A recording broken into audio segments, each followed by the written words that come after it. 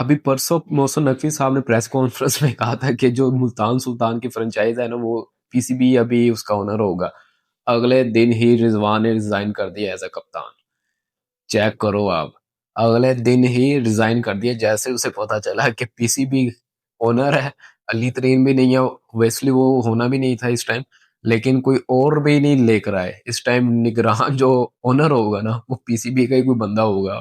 पता नहीं उसने यही सुनते कह दी कि भाई साहब मैं कप्तानी नहीं करूंगा। हालांकि पहले कोई इस तरह की बात नहीं हुई। दो दो टाइटल आई थिंक 21 और 22 इकट्ठे एक साथ भी जीते हुए हैं ये।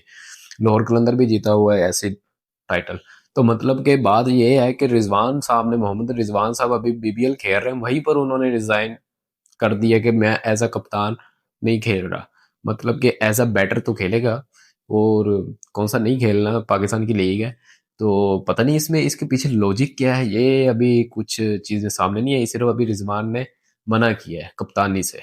तो दूसरी तरफ भाई साहब, मिनहास साहिब, सफीर मिनहास 140 रन की इनिंग खेली है जिम्बाब्वे के खिलाफ। ट्राई नेशन सीरीज चल रही है जिम्बाब्वे और हमारे एक और पड़ोसी भाई है अफगानिस्तान, उनके साथ।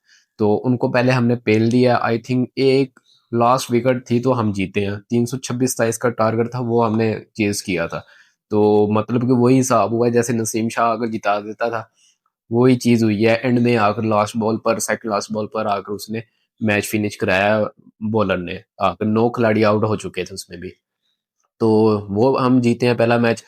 इसमें भी हमने वो बारिश वगैरह, बैड वेदर, ये चीजें हुई हैं।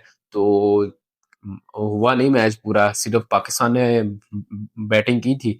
तो उसके बाद भाई साहब मैच ही नहीं हुआ, अबंडन हो गया मैच। लेकिन ये है कि भाई उस्मान, उसने भी अच्छी इनिंग खेली है, उसने भी सेंचुरी की है।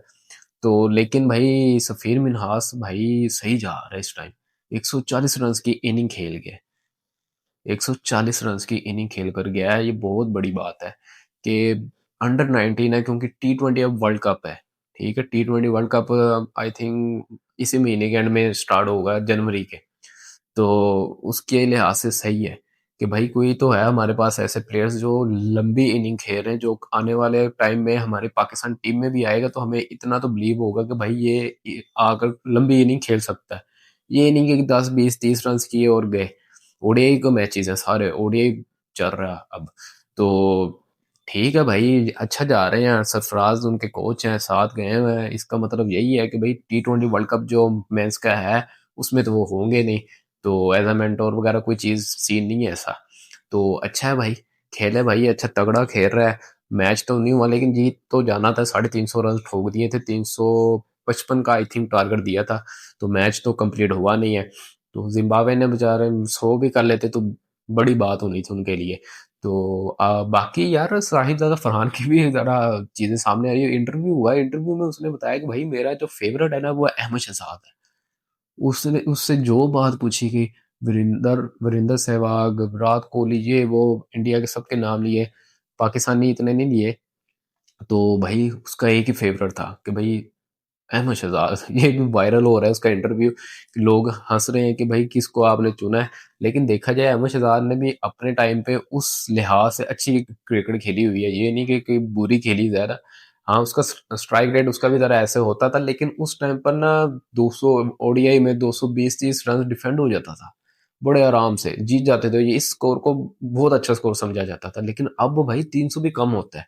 अब पिछले 5 6 सालों में ना क्रिकेट तेज हो गई है काफी। तो उस टाइम में 12 13 की बात है, 11 12 13, वो या इसे पीछे ले जाए नीचे। तो उस टाइम ये चलता था।